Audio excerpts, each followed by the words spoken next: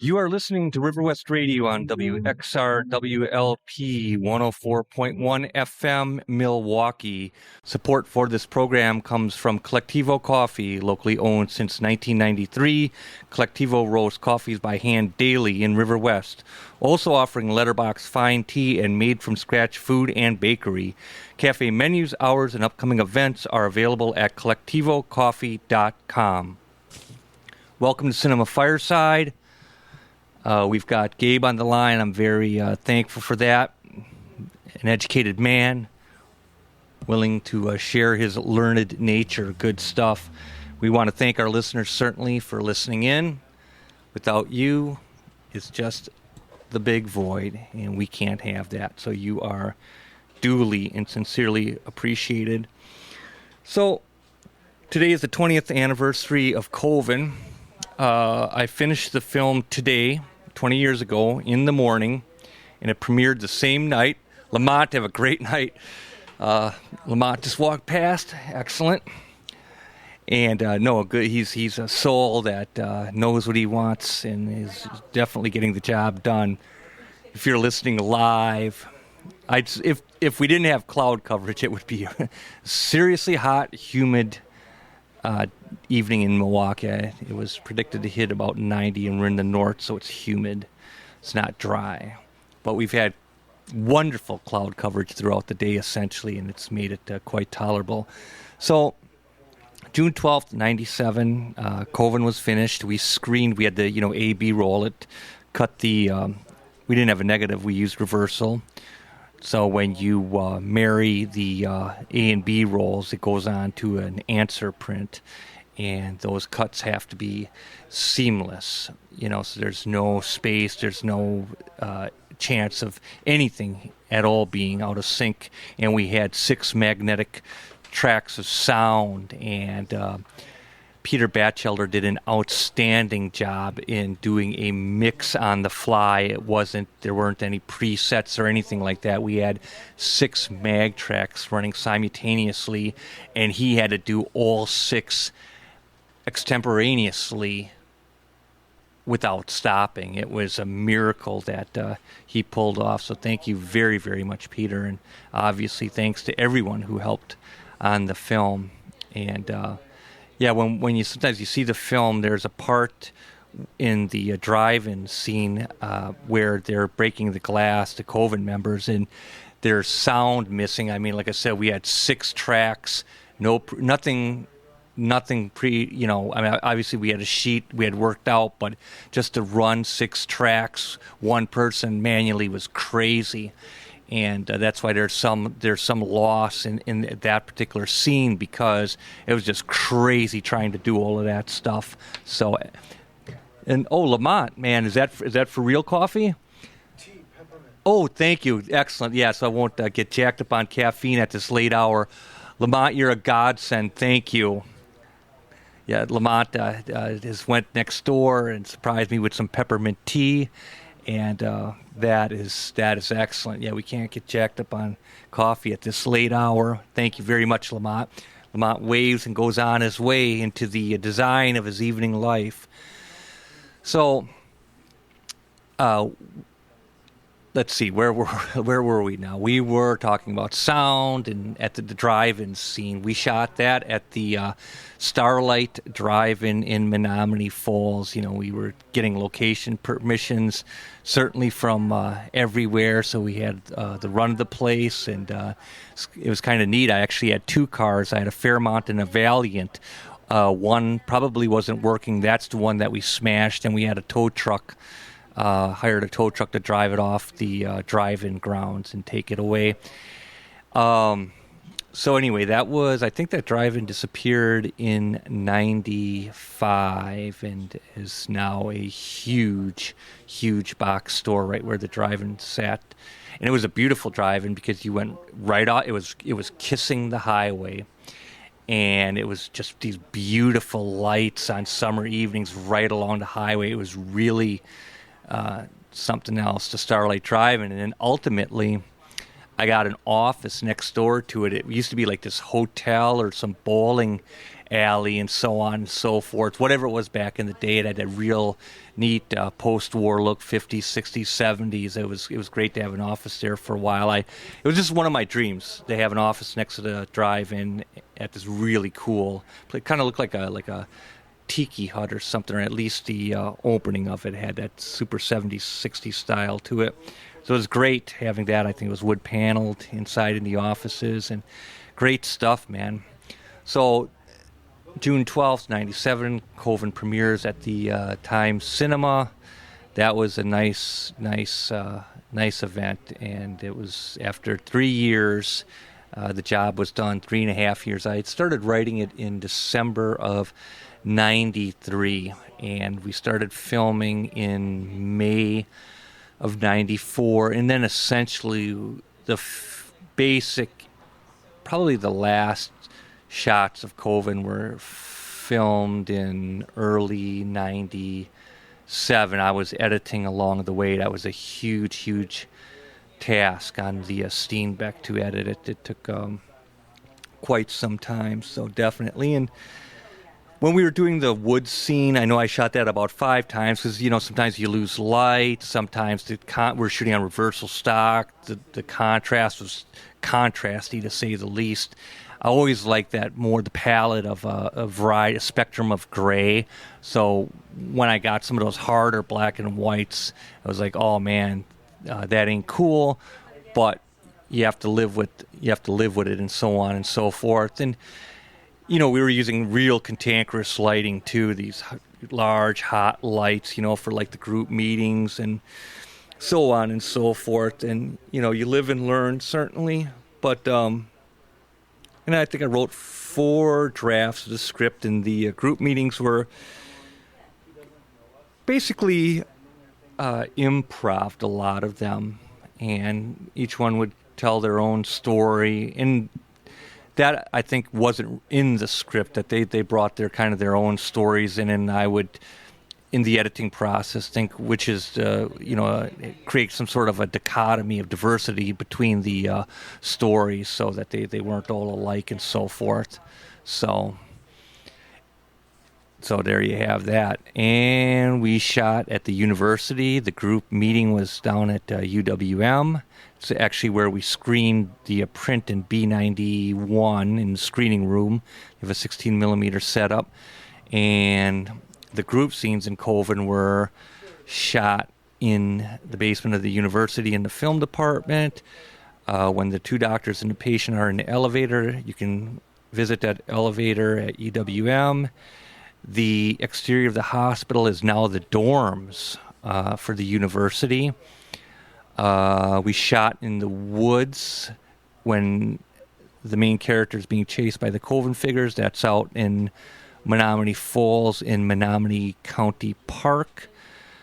And so the exteriors and interiors are different. Like the exterior of the bar is out on a country road on Lisbon and Menominee Falls. The interior of the bar is actually from the uptown, or right here, a few blocks down on Center Street. I think if you go in it, you could still see the same background as in Coven. And the opening scene where the main character's laying on the road was shot on Lover's Lane in Germantown, just a really desolate area. And I don't think one car came by while we were filming that day. So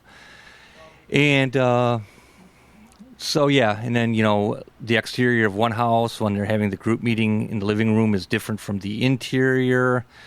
And the guy's office was in a basement. I spent the whole time setting up all those shelves, desks, books, all of that kind of stuff. So, yeah, I mean, you could go through the film scene by scene, and each scene could be, located in the Milwaukee area here, certainly. And, it was, and then Rayden's Liquor, of course, where he goes to buy the booze, is right on 79th and Silver Spring. That's there. That liquor store is sitting right there. And, I'd have to sit around and think about what other locations there were. I think we used a interior of a church in Menominee Falls after the group meeting, and then there's various different apartment locations, each kind of like room, like the guy's living room, the guy's office, the guy's kitchen. It's all different houses and apartments. So that's that definitely, and so I would say it was a wild time shooting it, to say the least. Lots of different people who I want to thank everyone for helping out, the cast and crew.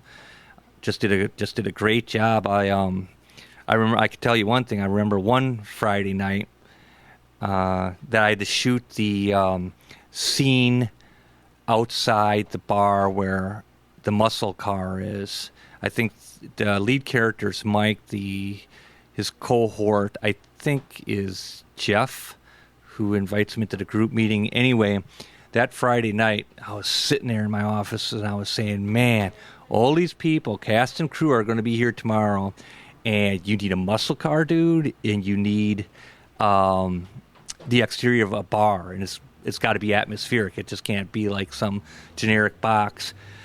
And I said, man, yeah, you have to go back out into the night, into the evening on a Friday, head west, find a muscle car somehow, find a bar somehow, then you can go back home.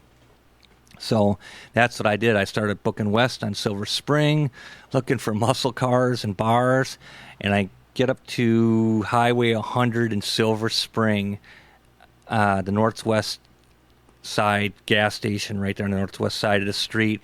And there's some dude with a sweet muscle car gassing up. I says, hey, man, I'm making this film. We're shooting the scene tomorrow. I'll give you $20 or whatever it was if you show up in the morning and we can use your car. Dude was happy. He said, I'll do it. I swear to God, that next morning, Saturday morning, he shows up with that muscle car, man. So I say, cool. Keep heading west, leave Milwaukee, go through Butler, and then on into Menominee Falls. I look to my right. There's this bar called Fritz's. And I'm like, man, that looks good. That's a hole in the wall. Let's do it. So one of the local weeklies had, I don't know why the heck they had an article regarding Coven on the making of it. I don't know if it came out in 96 or 97 or whatever. So I'd photocopied that article. So Fritz, the guy that owned the bar, I gave him the article. There was like two other people in that bar, a couple, and they were smoking cigarettes and drinking beer, and we were like in absolute silence as Fritz read every word slowly of that article, and we just stood there in absolute silence, and my whole life at that point was resting upon this decision. Dude looked up and essentially said, you're good to go, man. So I was like, oh my gosh. That probably was one of the most sweetest rides back east into the city. So yeah, the next day, had the muscle car show up, went to the bar, did the exterior outside, shot that outside. So that was good to go. But I also have to remind our listeners we have Gabriel Van Handel on the phone. So, Gabe, dude, my man, welcome to your world.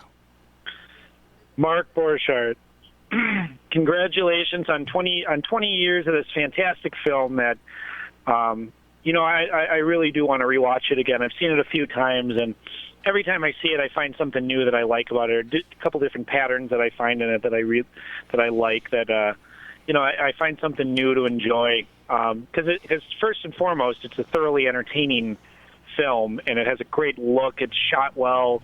I am baffled by the fact that it was mixed in one straight fluid motion on a 6-track, because the sound of the film, the atmosphere of the film, it's a really present film, but it makes sense at the same time, as much as it just shocks me that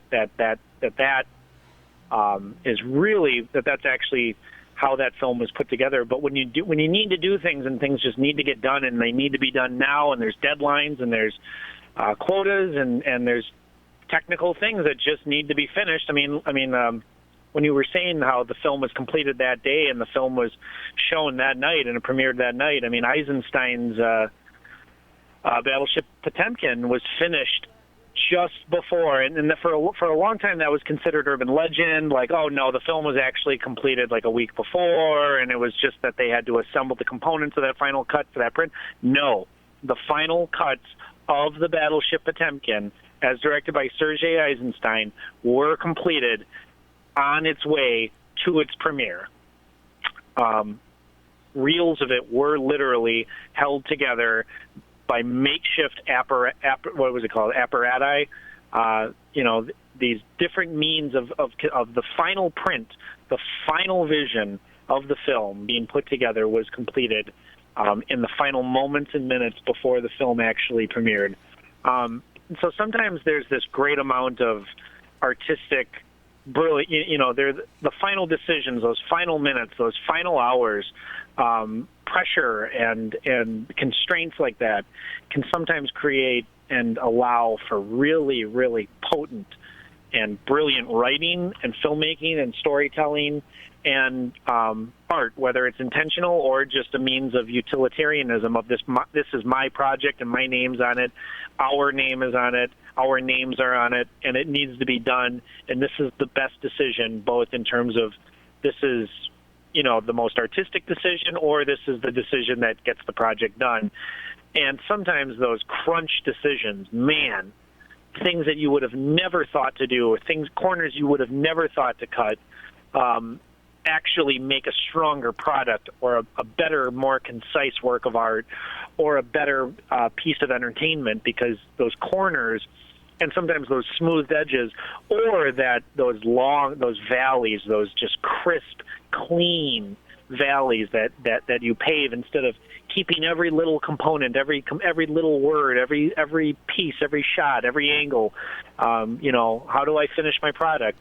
Mark, a testament to filmmakers everywhere, to storytellers everywhere, to writers everywhere. You finished it. You did it. You said you were going to do it, and you did it. You didn't have anyone tell you how to do it. You just did it. And that is an amazing testament to anyone who has a dream, anyone who has a vision, anyone who has a goal. You can do it. It may not be how someone else tells you to do it, or how someone else tells you it needs to be finished, or how it needs to be presented, or how it needs to be this or that. But you made a film, Mark, and people love your film. I love your film. And your film endures. People still talk about your film. People watch your film. People buy your film. The soundtrack to your film even, endures. And you have a new film out, too. You've got, you've had projects along the way, and you've got plays out. You've got this Dundee project that I've not seen the final print of it yet, which I will find a means to get to this project, because every time I hear about it or it comes up, I'm just like, man. And I've been talking to some of our fans who have seen it. Dan, longtime super fan, didn't run into you, went to New York with his wife to see this film and meet you in person, and he had nothing but great things to say about this film. And his words, our brief interactions that we have from time to time. Sometimes we have a series of texts, and sometimes we don't speak for months at a time. But Dan, the super fan, just said, "Man, the another great masterwork from Mark Borchardt, and just the great cosmopolis of Mark Borchardt's way of enunciating, his intelligence, his enthusiasm." His singular, erudite quality of filmmaking, the unmistakable Borchardt quality, is so present in this film. The music, the soundtrack, the sound design, the nature of the film, the filmmaking itself, and the subject matter. This Borchardt film, he goes, man, it was so worth it to go there to see this film. Just the quality of artistry and the quality of entertainment, and to meet you, shake your hand, and see you in person. That's just great stuff. Hearing about that just made my day, made my week.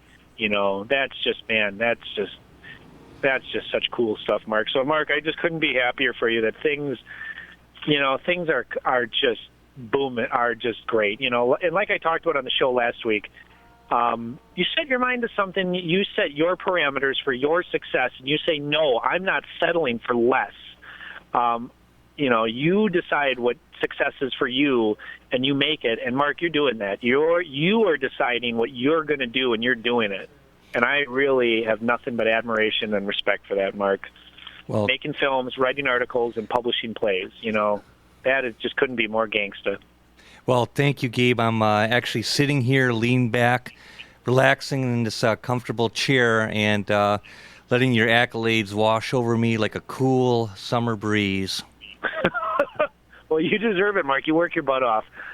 There's a lot of, people that there's a lot of people that put a lot of art and time into opening and running a store. You think about how much work and time has to go into running a convenience store, and it's like, well, a lot of people wouldn't know anything about that. Like, well, I got to design a sign for my store. It's utilitarian, but it still requires a fair amount of collaboration, decision-making, creativity, and art, things like that. What is my store going to look like? What is the art that surrounds my store going to look like? What does my parking lot look like? There's all sorts of decisions that people have to make in terms of deciding what the character of their work is, what it embodies, what it looks like, and how it affects other people. Something as simple as a gas station. Something as simple as the gas station you walk into and buy your cigarettes from, your soda, that you buy your gasoline from. There's a lot of time and effort and love, and there's a lot of decisions that go into the businesses that people run. And when things like that fail, or when things like that are closed because it's just too much time, it's too much effort, restaurants, car dealerships, and making a film, just deciding that you want to be a writer for a living, deciding that you want to have any career. There are so many unsung heroes out there of people that just do things in their own way, on their own terms, and are their own boss. And that isn't easy. Nothing about surviving is easy. Nothing about raising kids is easy. Nothing about being the person that you're meant to be, that you know that you're meant to be, and having the courage to be that person is easy. There's nothing easy about staying true to your vision of yourself, of being true to, the person that you're meant to be. Those are hard things to stay true to, but it's worth it. It pays off. But the more independent your vision is, and the more dependent your vision is only on yourself, like when things need to get done, and the only person who is able in some cases, or is going to do these things, like if it's a writing project, if it's something that is a work of art that has your name on it, whether it's a film, whether it's a piece of writing, whether it's a work of creativity, a painting, a sculpture, an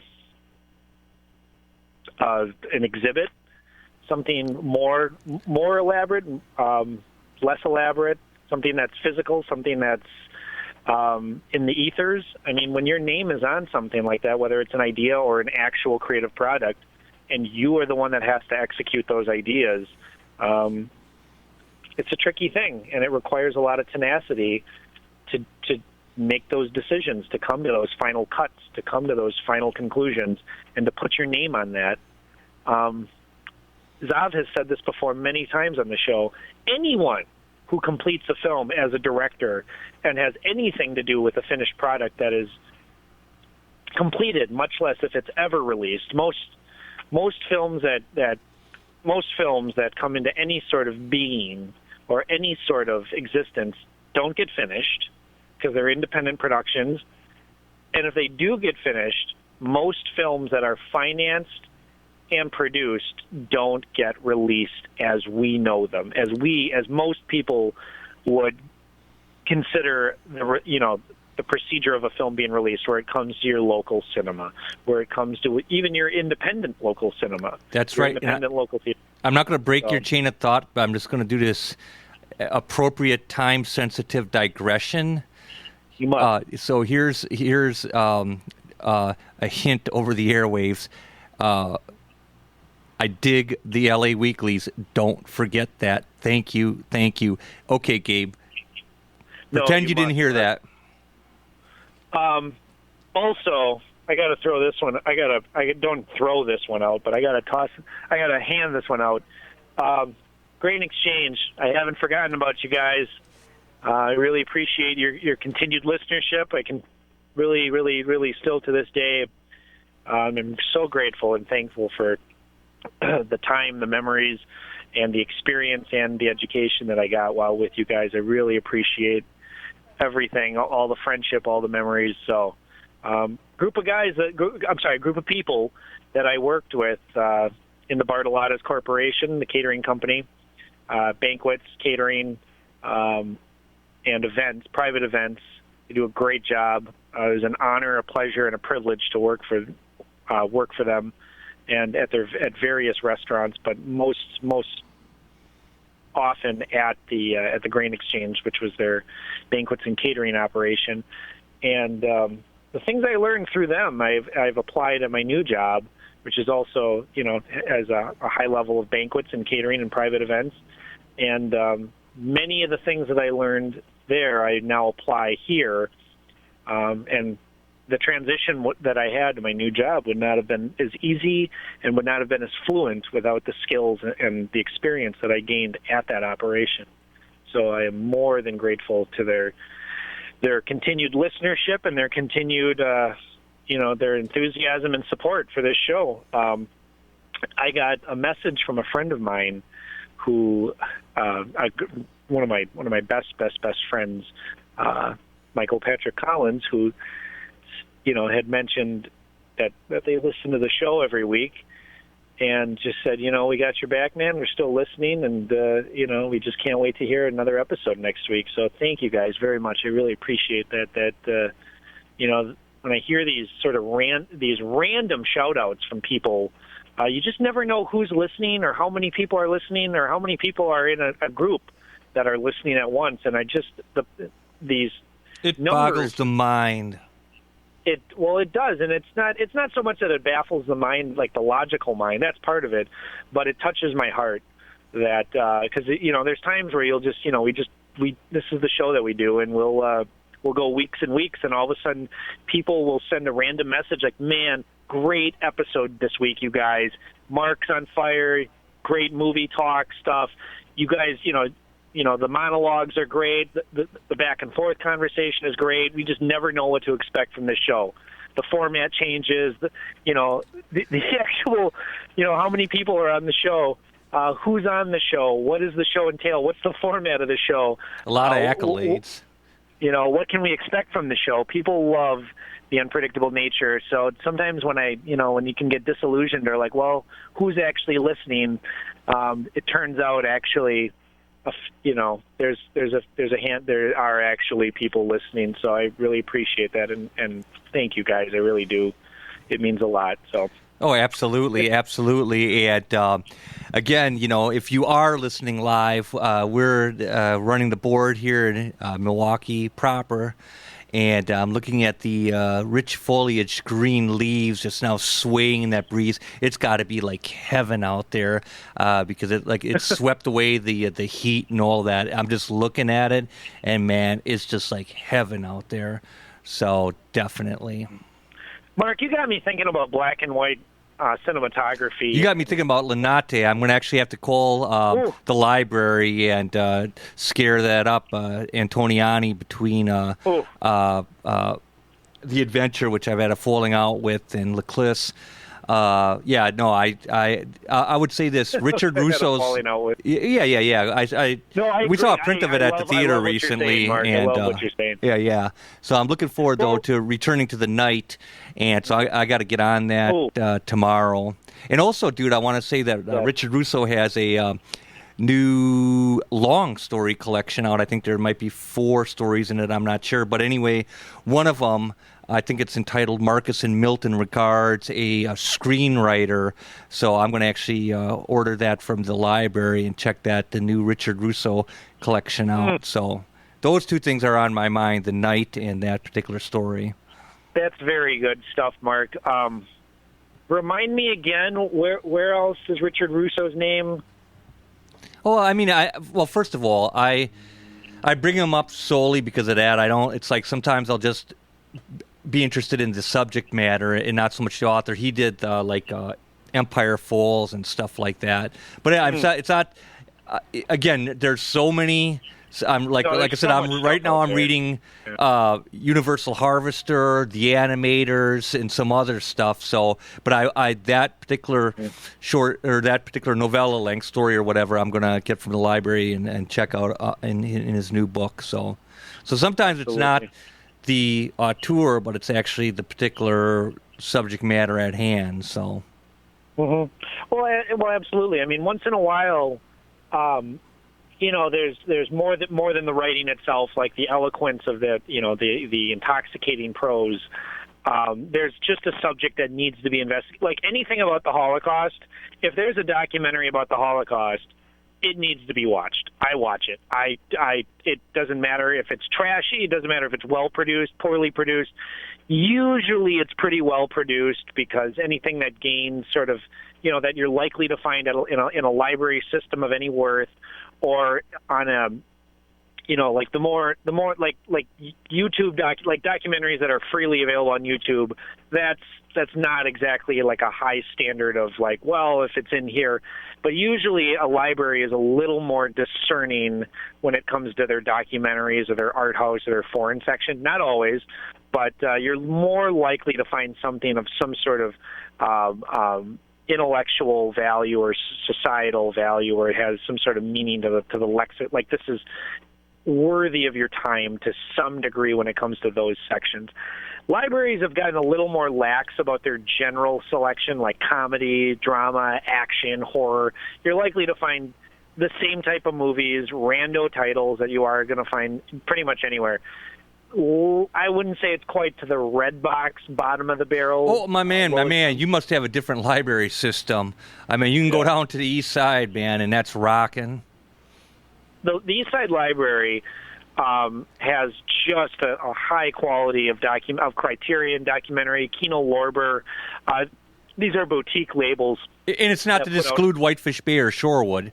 I'm just saying, which are wonderful, and I totally dig. But what I'm saying is where you were saying that these might be in a more populous vein. Like I said, speaking for Whitefish Bay Library, Shorewood, East Side, they all rock with their selections. And East Side being on the East Side is even additionally deeper. Sure. Well, the other ones are on the North Shore, which is also on the eastern side. But I'm talking about the east side. But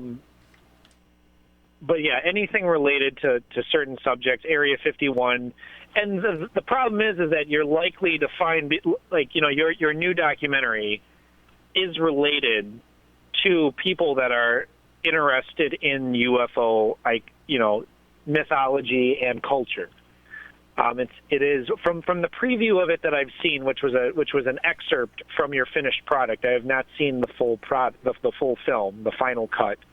What was so interesting about it is your examination of the characters that are interested in this culture, in this larger sphere of sort of cultural urban legend that some people take to varying degrees of seriousness.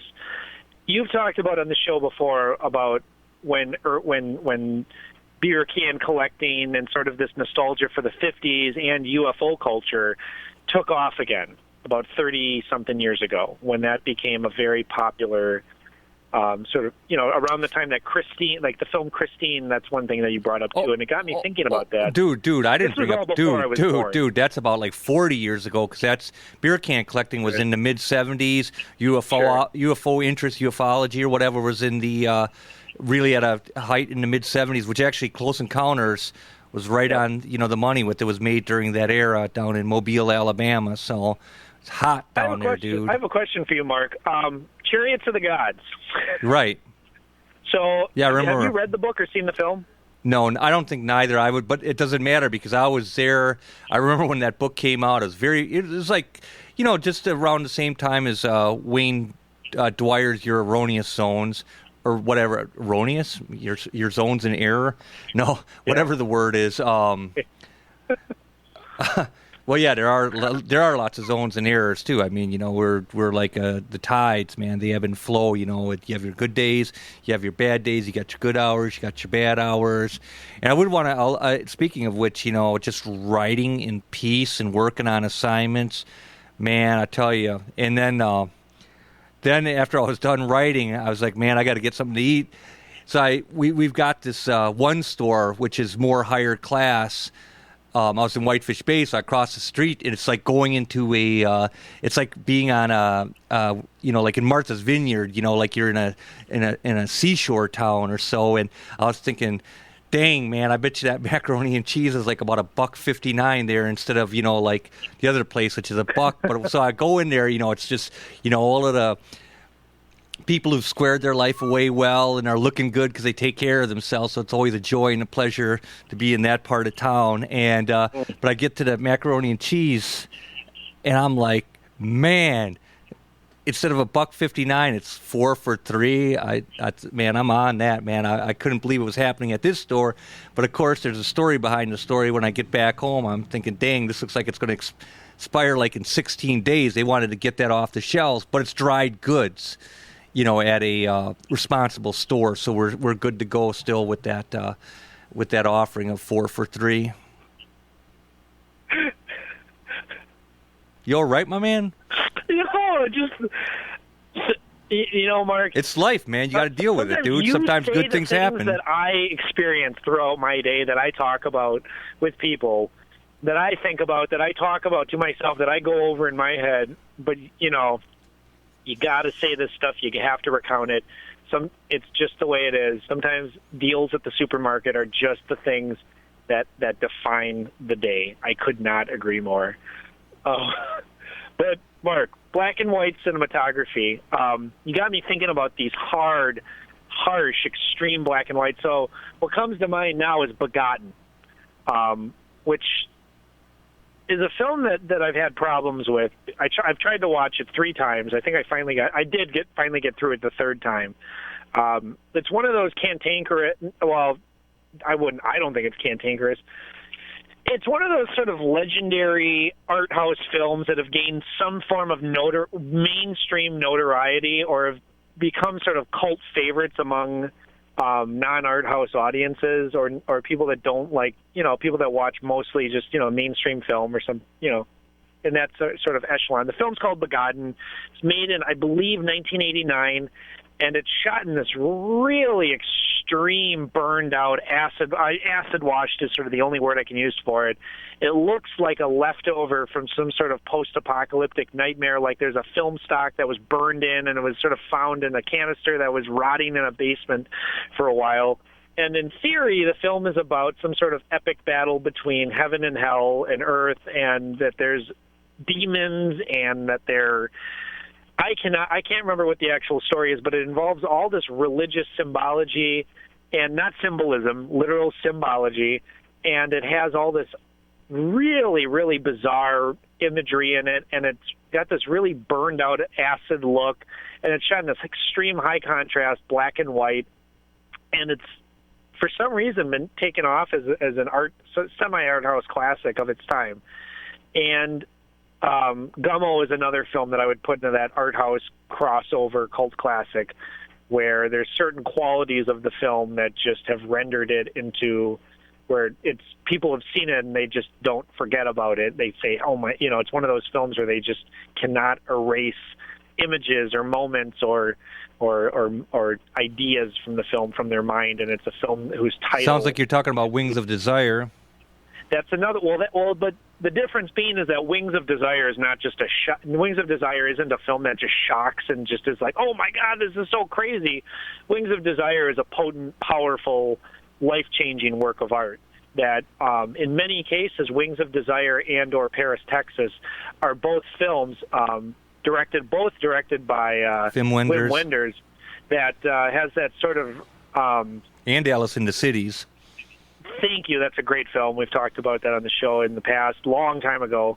That is a great film. But Wings of Desire and Paris, Texas are both films that people that don't necessarily always like art house, independent, or foreign films, I will refer to people that refer to subtitled films as films with words on them, where the film transcends that, where they forget that they're watching a film, and all of a sudden a powerful spiritual experience unfolds before them, and they say there's just this film. And oftentimes those are the words that people will use to describe a powerful spiritual experience that they've had with films when they'll talk about it with other people, or when someone sort of tentatively asks me about my opinion of a film. They'll go, well, there's this film I saw. There was this film. And there's this sort of hesitation, but this exuberance where they're like, there's something about this film. And they can't quite articulate what it is, but they are completely aware of the fact that they've watched a powerful spiritual thing, and it affected them powerfully and spiritually. Wim Wenders has that sort of transcendental effect where his films, not all of them, let's just be very clear, he has made some terrible films, and his last few films have been widely panned by the press, which doesn't mean anything. Don't include Pina in that. That doesn't mean anything. But some of his films have been widely received with disdain or with disgust or just indifference. I would say that the most violent of or the worst insult that you could throw at a filmmaker who at one point... Well, who have you been hanging out with, man? Well, not that I have, but these are film critics that widely admire, and the stuff I admire and read, and whose work as film critics I read and follow, have thrown around the word indifference and unintentional hilarity, which, for someone who was as once widely revered and admired and attempted to copy as Wim Wenders, who has this sort of he has an uncertain quality where you can't quite put your finger on what it is that makes a Wim Wenders film a Wim Wenders film. But it's Matt. That's the word. Those are the words I'm looking for. Probably the guy making it. Like a magical realism. Not surrealist, but like a magic. There's a magic to his films, and it's subjective. Absolutely. Too. It's not this. It's not necessarily the images themselves. It's the juxtaposition of the subjective quality of the film. It's what makes cinema cinema. It's that magic, the sequence of images with sound telling a story. And Wim Wenders definitely has that quality at his best, and he's made many great films. As you mentioned, Alice in the Cities, which I believe was 1971. I think it's more like mid-70s. You're thinking about the anxiety of the goalie at the oh man, my memory is crumbling. Anxiety of the goalie at the penalty kick. Anxiety of the goalie at the penalty kick. That's a great film. Kings of the Road, which is a fantastic movie. Dude, I got that on VHS. I got to check that out, man. I got that, man. That's a great film, Mark. You know what, Gabe? Thank you for reminding me. I gotta find that and get that in there. Well, it's a testament to cinema. It's about cinema. It's another. It's one of the great films about cinema that is a work of that is a testament to cinema. The Spirit of the Beehive, dude. There you go. Just saw a print of that, and when those kids are jumping over that fire toward the tail end or where, that's magical, my man. There is nothing. Yeah, that's the only word to really use to accurately describe that. Is that there is. So after Antonioni, going back to Michelangelo Antonioni, who we had been discussing earlier on the show, very widely regarded as another magical, as a surrealist, magical. No, not surrealist. As a director that has these sort of magical qualities, magical realism, where there's a starkly, profoundly realized quality, where there are definitely precise places, precise images, precise settings, precise characters, precise things that happen, where it's not this loose sort of like pretend surrealist atmosphere where the images are all goofed up, where everything's all goofed up, where things exist in the subjective nature of the film, where it's like, where, you know, the time frame of the movie is all over the place, where everything is all left to interpretation. Wait a second, that's the way I read it, man. But at the same time, Antonioni has this sort of magical precision to his surrealism, where there's like, am I seeing that right? That is what he's showing me. That is what the characters are doing here. This is what they are literally discussing. And he just has this straightforward nature of doing things that most filmmakers would probably not be able to execute, because they would either be incredibly pretentious and they wouldn't work, or it just wouldn't be possible with another filmmaker. He has a precision to his otherworldly solar system art. I mean, how do you describe precisely what makes a movie like The Eclipse or L'Eclipse so profoundly entertaining? We'll revisit it, and we'll come back with the info, because I'm doing that this summer. Definitely a revisit some Antonioni, definitely, and obviously, actually, with all of these trees blowing in the wind, man, I'm really starting to think of Blow Up, man. So that'll have to be checked out again. And I got a copy of the Red Desert. Zabriskie Point, absolutely. Yeah. Oh yeah. Yeah, that's a great film too. Mark, what's your take on Zabriskie Point? You know what, dude? I don't want to give away, my man. I don't want to give away that ending, because you know what? I'm starting to think I saw a print of that maybe at the Times Cinema now, because I remember seeing it at the theater at the end, dude, with Pink Floyd and all of those products blowing up. Mark, it's like, don't give it away. I'm sorry, I just did, man. I totally screwed up. Yep. I didn't even. Dude. That to me is cinema. I've shown the end of that film, just the end. I've shown those last 15 minutes or the last 12 minutes of that film to probably dozens of people. Dude, don't show it to any scrubs. Only show it to the worthy. Zabriskie Point. Well, I have. Well, I haven't shown it to just some schmo. You know, while we were sitting around, doing God knows what. No scrubs get to see Zabriskie Point. Highly respected, and there was always like someone who could understand the potency of this sequence, the potency of why this is an important sequence, not just in terms of the visual, the power, the punch, the vigor, but what he was trying to say with that sequence, which again, in another director's hands, would probably come off as extremely didactic, preachy, and pretentious, and just unnecessary. But with Antonioni, he has this precise indignance that just the things that he executed and pulled off successfully baffle me, because they are so well done and so entertaining. Hey, you know what? I got a couple guys in the store here. Hey, on your list this summer, see Zabriskie Point, guys. Zabriskie Point, Antonioni. You'll appreciate it. I wouldn't lead you wrong. What's that? Hold on, my man's reporting on Seconds. Talk to me. Yeah, it was awesome. He said it was awesome. Way ahead of its time. We got two scholars in the studio area telling it like it is. Thanks, guys. Well, Seconds is maybe Frankenheimer's best film in some ways. Oh yeah. We talked about that film at length on what was probably our best episode, which was 1966, our favorite year. Who's Afraid of Virginia Woolf? There's a black and white film from '66, my man. Thank you. It's a great-looking work of black and white. Woody Allen's black and white films really have a beautiful, beautiful, beautiful dude, Manhattan. Thank you. Manhattan has that real Stardust Memories.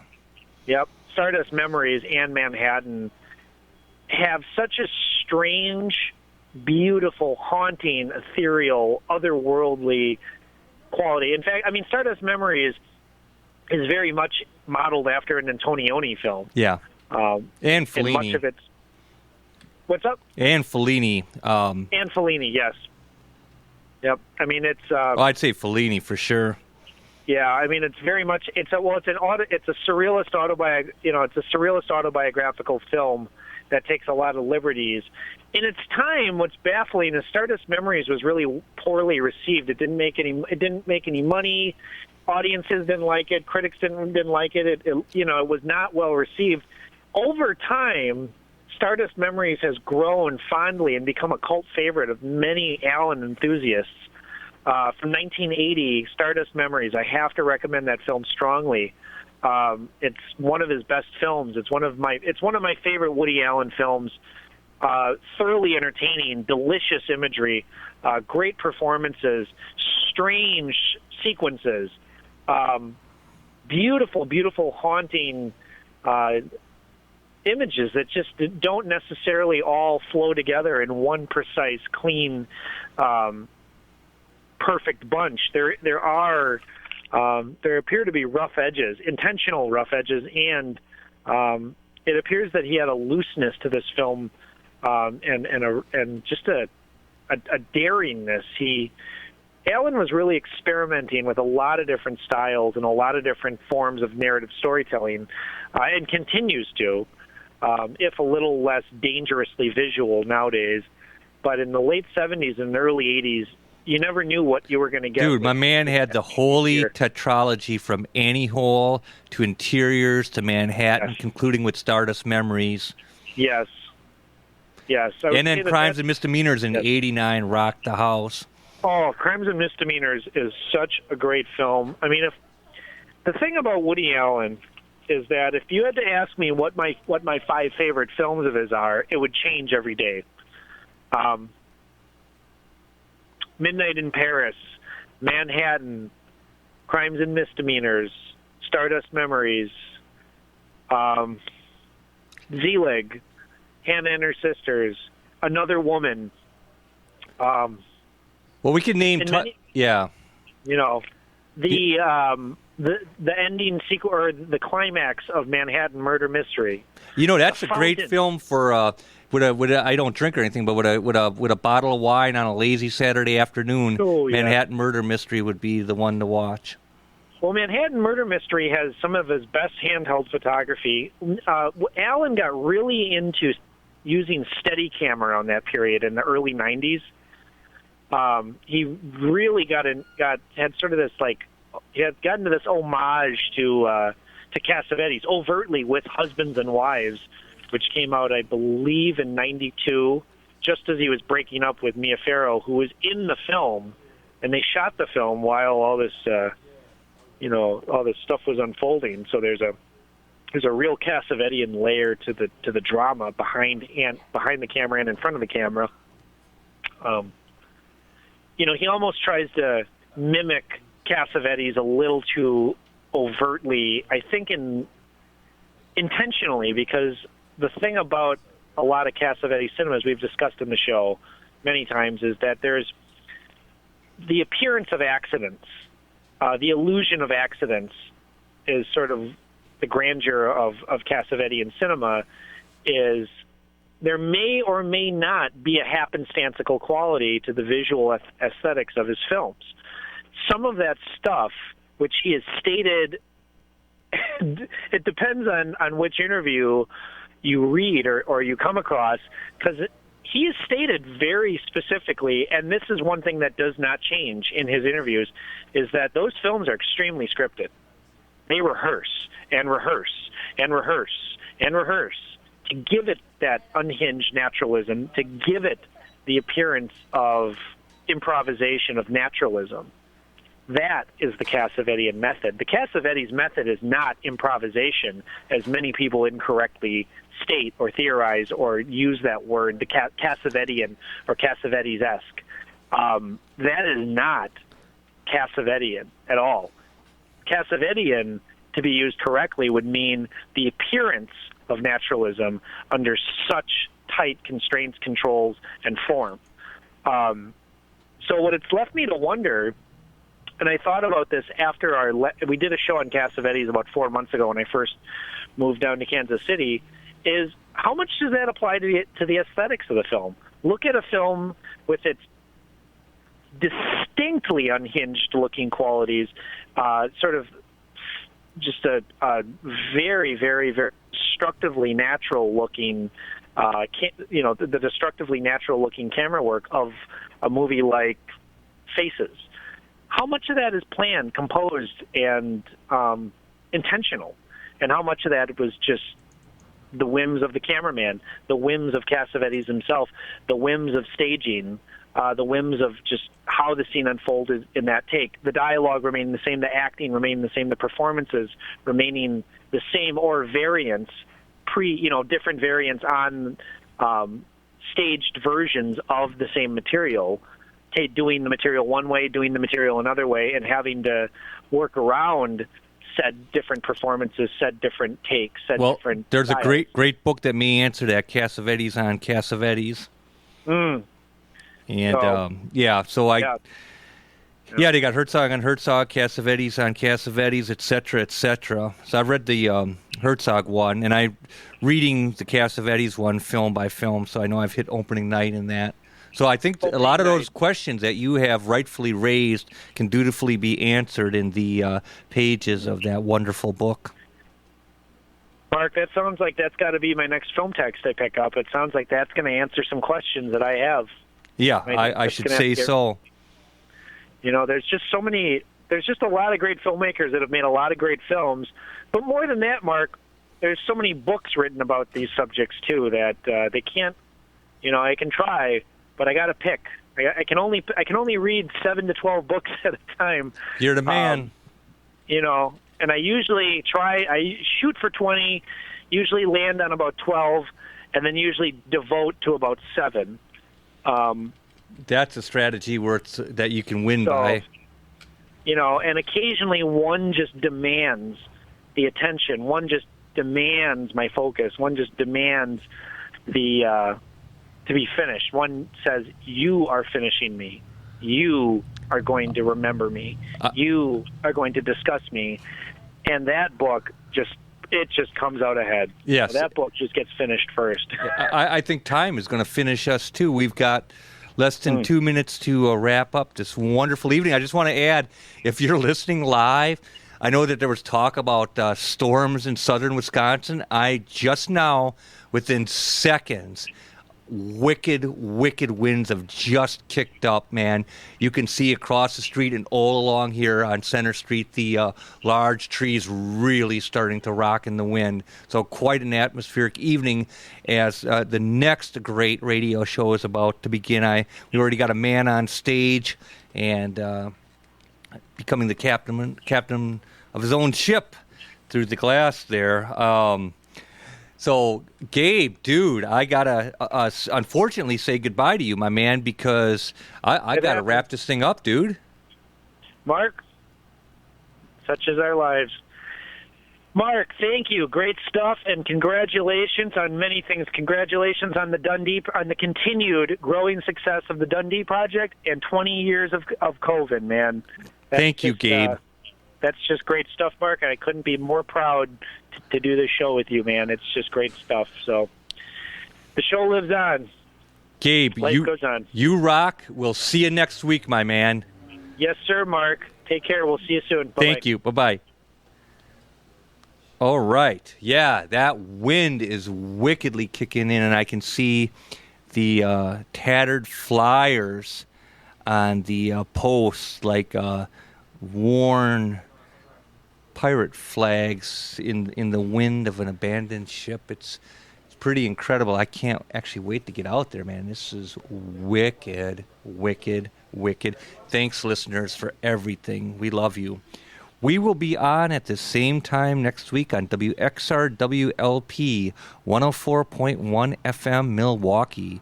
To hear past episodes, visit riverwestradio.com/shows and click Cinema Fireside.